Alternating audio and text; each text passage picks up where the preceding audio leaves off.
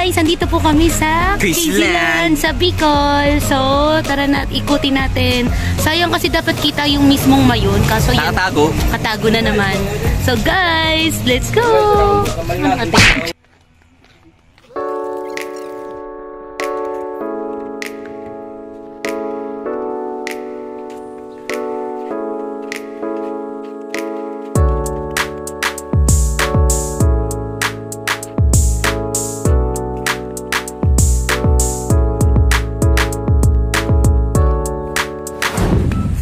Jai! What's up? Welcome po sa aking hacienda sa Quizland. Pag nakikita niyo po dito, ayun po yung mayon. Ngayon po, sinara namin for renovation. Oops! Madulas? May lumot, uy! Joke lang. Madulas, may lumot. Ito po ay hindi ko alam ilang hektarya dahil kami ay bisita lamang.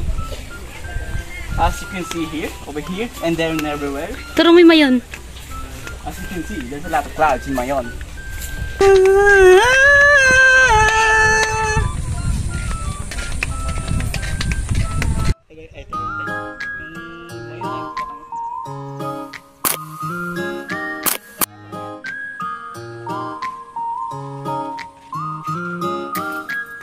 So ayun, nagpa-vlog kami ngayon. Nagulat din ako. Nanginig yung video ko.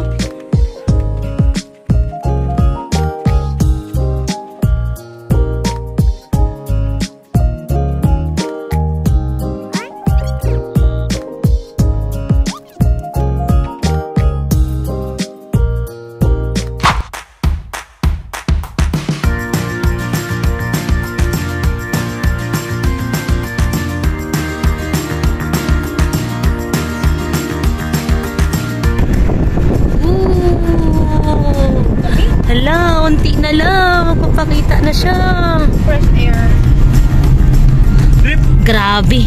Hindi so. Driving skill 101. Ay, merong ano, crucifix. Ano yun? Ganun sila dito nagpo-procession pag manaaraw. Meron kasi doon may sa tuktok. May chapel kasi. Oo, may chapel doon. Diba?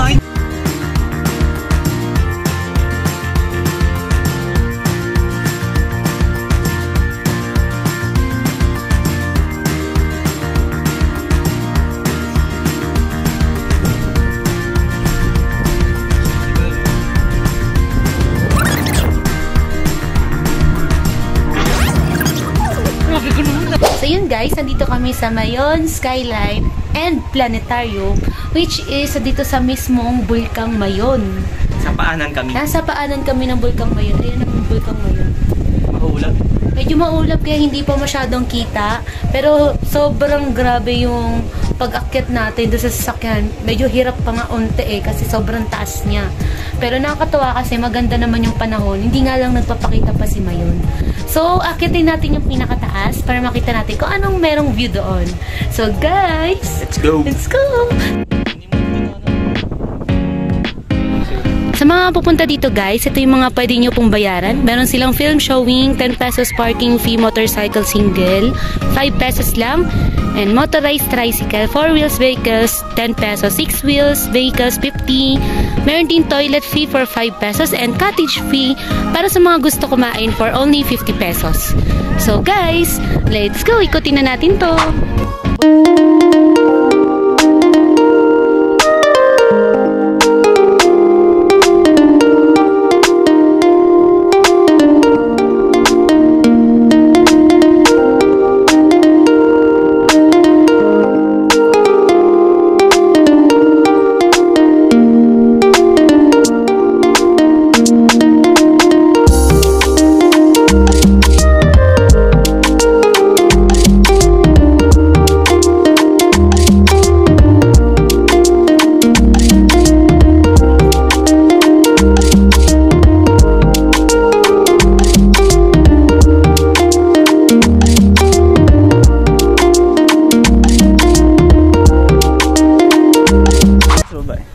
Pupunta na tayo guys sa planetarium. Ano ba meron sa planetarium dito? Museum. Ayun, museum History. pala. History pala siya. So, let's go!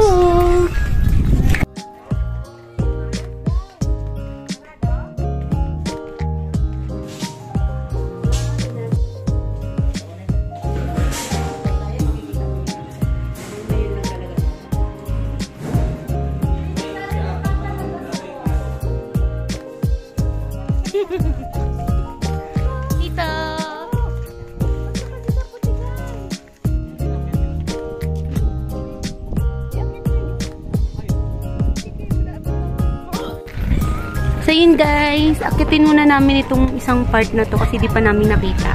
So guys, let's go!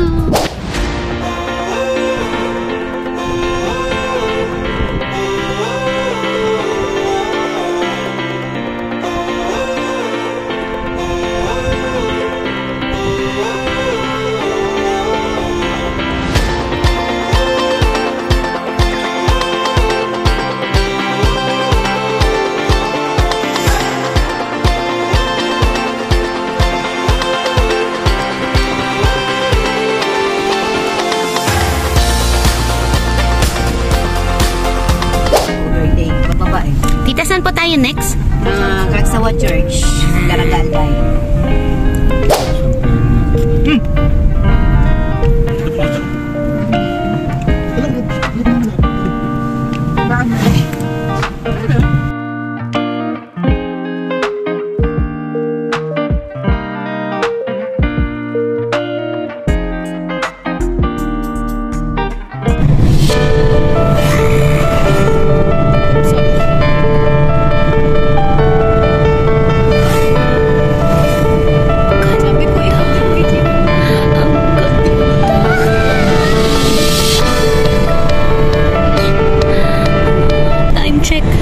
It's 4 o'clock. Nagpakita na siya. Simula kahapon, walang-wala.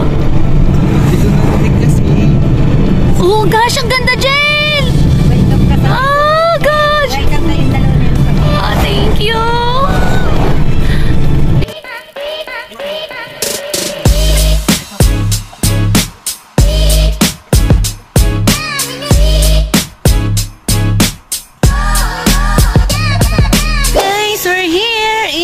Kagsawa Church. Ano to? Kagsawa Church. Kagsawa Church. So, yan. Nagpakita na sa atin yung mayon. At ito yung church, yung kampana na natira noong sumabog yung mayon. Nung nasa biyahe kami, nagpakita siya sa amin ng halos buo. At saka yung bibihirang makita, yung merong nakasalakot. At sabi nila, pagkabago ka lang daw napunta dito, bihira daw magpakita. Ewan ko, kasabihan lang siguro yon kasi first time ko lang naman din pumunta dito. Pero nagpakita si mayon. Diba? Bali, kahapon pa namin siya inaantay pero ngayon lang siya nagpakita. So, sasamantalayin na namin tong moment na to para mag-picture. So, yun guys, so try na rin namin mag-ATV kung kayanin pa ng oras namin. So, yun guys, let's go!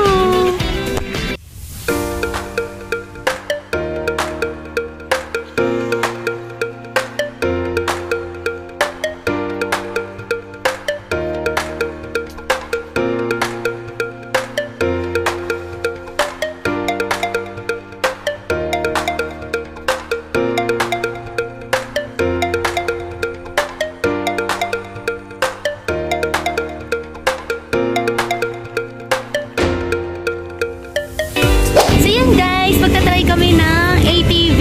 So, yan. So, magta-try din kami. So, ita-try namin 250 per head. Sa mga gusto pong mag-ATV, 250 pesos per head po. Pero ita-try namin, angkas lang muna ako sa boyfriend ko. Dinaangkas din siya sa akin. Ita-try ko lang ng mga ilang seconds lang. Guys, let's go!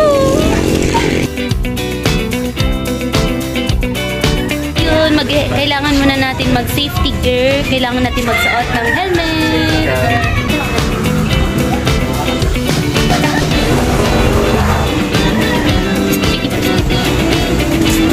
So yun guys, ayan yung trail na dadaanan nyo. Pwede kayong mamili dito kung short trail, snake trail, grassland. Yan, lahat yan. Pwede nyo pagpilian yung trail na yan. Bali yung binili namin, binigyan kami ng discount. Bali 400 pesos per head na lang po kami. Pero mapupuntahan na namin yung pinakamalayo na. So guys, let's go!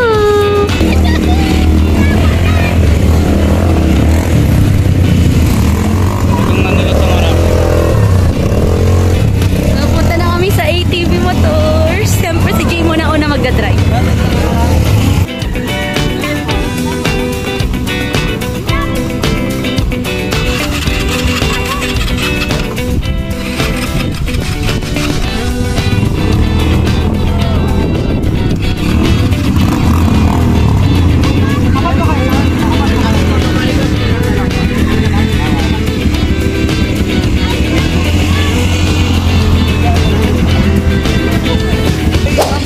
afternoon. Welcome to my hour company. By the way, yung magiging pangalan ng guide nyo ay si Kuya Leo and then Gian. Yung trail nyo is grassland. Estimated traveling time 30 minutes, 45 minutes back and forth. It's depend yung guiding skill. Magpas man po kayo sa oras, don't worry, walang additional na babayaran. Kasi makapunta kayo ng safe din, nakabaliw na ng safe. Okay, number 1 is always follow the guide kung saan dumaan si guide, kung dito dadaan. Number 2 is always wear the helmet, always keep your helmet. Then maintain a single lane. No standing, no one-hand driving, no show-off, no drifting, no exhibition kasi mamamasya lang naman po kayo. Valuable things like a wallet, cellphone, etc. Pakasecure na po muna sa bag, masafe po yan dyan. Okay? And hindi din ina-allowed ng guide yun habang nag-drive po kayo nag-take ng video then picture along the trail. Baka hindi nyo makontrol yung manibela, may tendency ma-accidente kayo. And then, i-maintain lang po ninyo yung isang linya kasi hindi lang po kayo yung dadaan dyan. May makakasalubong din kayo. And sa trail naman po is bumpy, dusty, rocky road and nasa 40% water. Medyo mababasa po kayo kasi dadaan po kayo sa mga river crossing. Okay, then pahiram po ma'am ng 1 official phone or 2 cellphone. Sa pag-picture ma'am ng guide is voluntary lang naman kung nagandaan kayo sa video picture, para tip lang naman po. And then medyo maingay yung makina, hindi kayo magkakarinigan. May hand signal silang tinatawag. Pag nag-sign yung guide ng ganito, it means stop, slow down, 1 lane, go, then problem. Okay po, stop, slow down, 1 lane, go, and problem. Kung wala na po kayong question, pwede na po kayong maupo nang maturuan na po kayo. Okay po. Okay. Love, nakabisado mo. Go! Kasi wala na sa utak ko. FB page, kuya, FB page. Wala ka FB page, kuya? Dito? Meron ma'am, Off-Road Trail Adventure Park. Makikita dito sa Albay. Ah.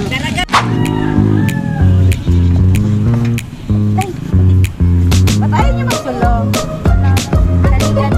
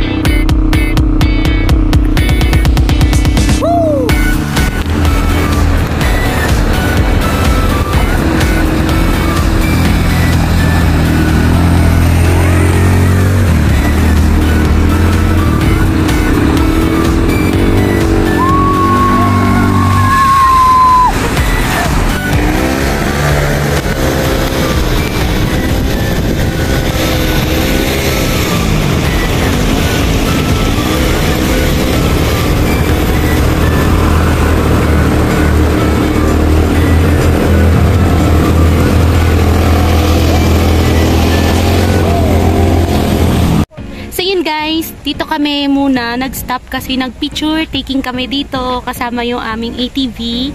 So sa likod lang naman namin is Bulkang Mayon.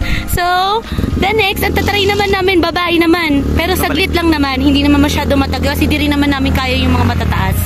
So guys, let's go!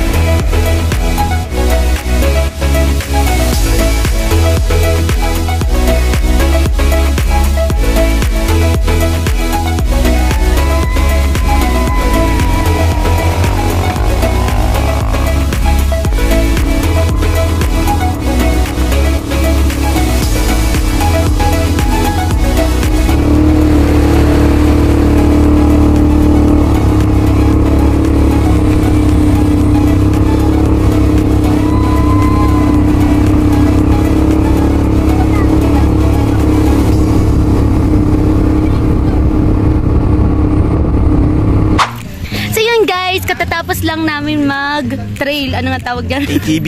ATV.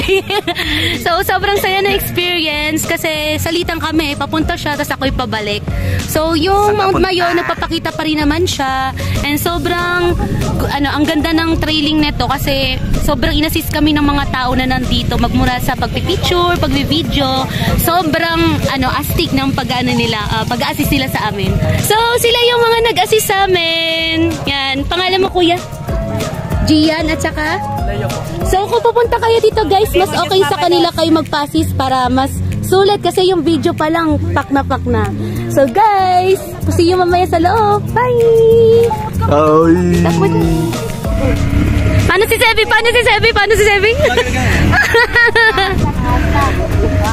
Safe. Enjoy. Kamusta, Jel? Sumakit yung sikmura ko na naman. Grabe yun. Pero okay yung pabalik tayo. Okay yung pagbalik kasi ako yung nag-drive. Yes. So next guys, bibili muna kami ng mga souvenirs para sa mga gusto namin bigyan. So guys, let's go. Buti wala akong gustong bigyan. Bye. Tita. Isa pa, tita, yun. Try niyo po yun.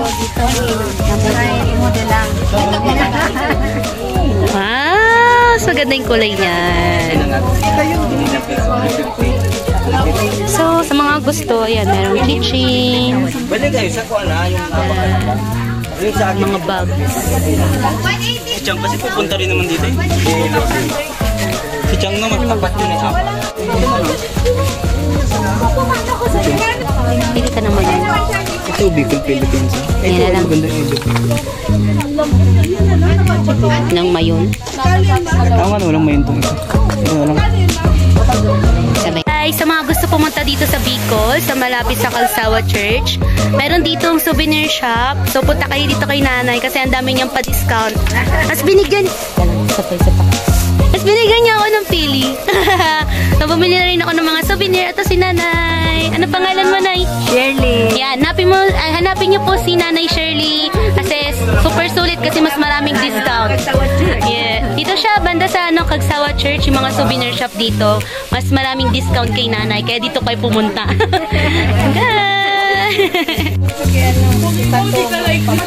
Sige po, Kalau ba arangin yan?